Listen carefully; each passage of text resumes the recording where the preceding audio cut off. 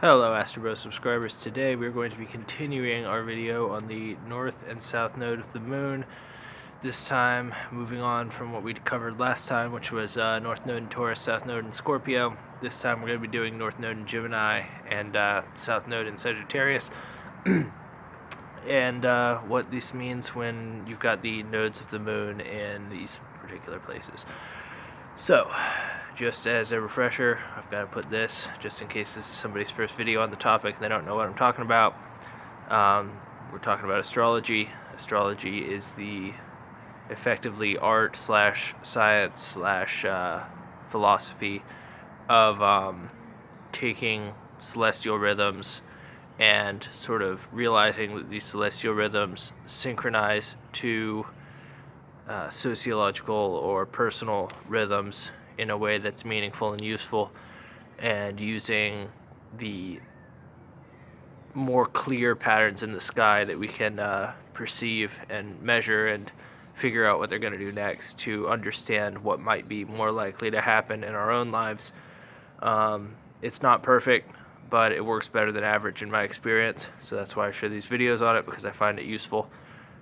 If you find it useful, you're welcome to stay and listen to this video. So, with that being said, the north and south node of the moon, they are mathematical points in the sky. They're not actually planets, at least not in our current understanding. Older civilizations viewed them as planets, as sort of smoky gas planets that circled around. But in our society, we view them as mathematical points that are somewhat responsible for the solar and lunar eclipse cycles that happen on a fairly regular basis at different points on the Earth, from different vantage points on the Earth.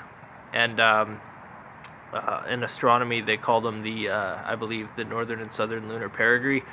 And because the moon has an elliptical orbit like the rest of the planets, the north and south node of the moon are the places where the moon is closest to the Earth in its orbit. So that's what it is in a sort of physical slash mathematical standpoint. Switch my perspectives here. There we go. Stop the camera from shaking so much. All right. So from a personal slash like social viewpoint, the north and the south node of the moon are. The north node is a planet that explains to us where we have the most to grow. We are anxious about achieving in this area. It's related to Saturn because it's related to anxiety, and there's a feeling that we must do this particular thing. We must get good at this area of life, wherever the north node is. The south node is the opposite of that. It's the area where we have the least to learn, so we don't care about it. We don't pay attention to it. When we find this area of our life being accessed, we try to get out of it as quickly as possible. And it annoys us when we're forced to be there. So, when the north node is in Gemini and the south node is in Sagittarius, the first thing that we see typically, in almost every case, is a sort of mistrust of institutions, a mistrust of sort of social wisdom, sort of a mistrust of religion. These people are prone to either be atheist or agnostic, more likely agnostic.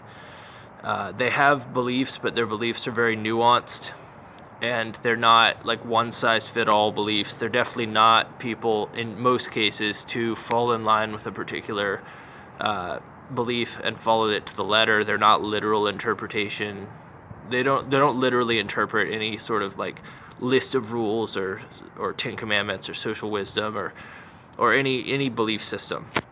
And they're also kind of mistrustful of science, because despite what a lot of people think, science is mostly an institution, at least as it's perceived by the people who are in it and the people who observe it. So, with that being said, these people, because what is Sagittarius? Sagittarius is belief systems of a society. It's belief systems of a culture. It's the religious teacher. It's the one who shows you the way, shows you the path to the ancestral wisdom, the cultural wisdom.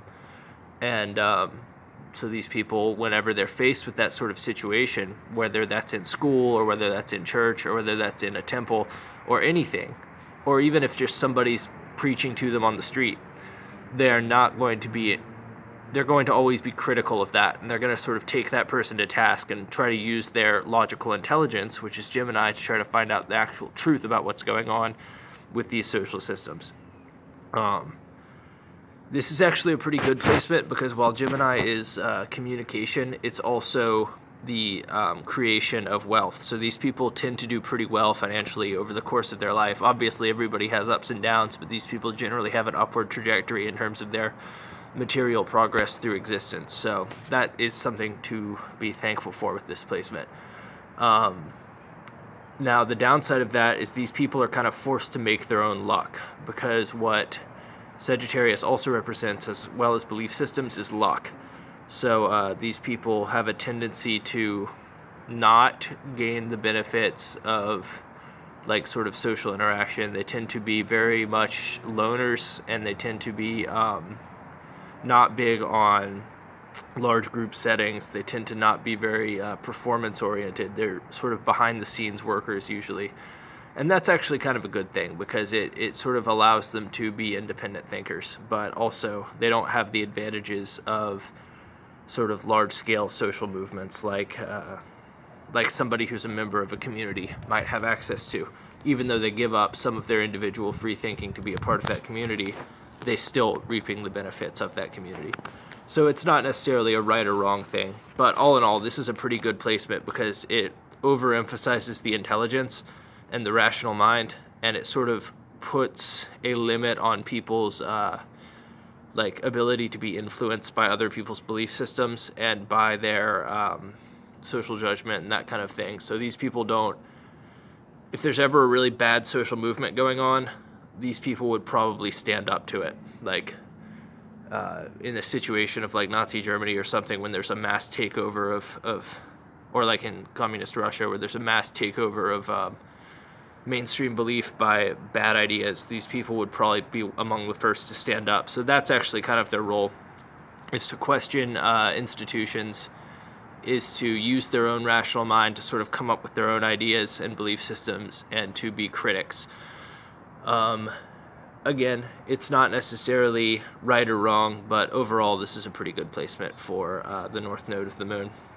And that's basically what these people are like. Also, you will see these people having a lot of trouble in school. Like sitting down at a desk and letting somebody teach to them is like sort of the bane of their existence. Like they will usually rebel in school or just not pay attention or not care, because their mind is telling them to use their own intellect to come up with their own decisions about what reality is. And if somebody's teaching them and they're not letting them ask questions or not having a conversation, if it's a one-way dialogue, these people are not very happy with that. So generally speaking, these people are better off homeschooled. These people are better off self-studying, self-teaching, and that's an important thing to know with this group, with this placement. So if you know somebody like this and they're not doing well in school, it's probably because they're supposed to be using their own mind to figure out what they actually believe in, as opposed to letting somebody else tell them and inform their opinions. So yeah, that was South Node in Sagittarius and North Node in Gemini. Tune in next time for North Node in Cancer and South Node in Capricorn. See you then.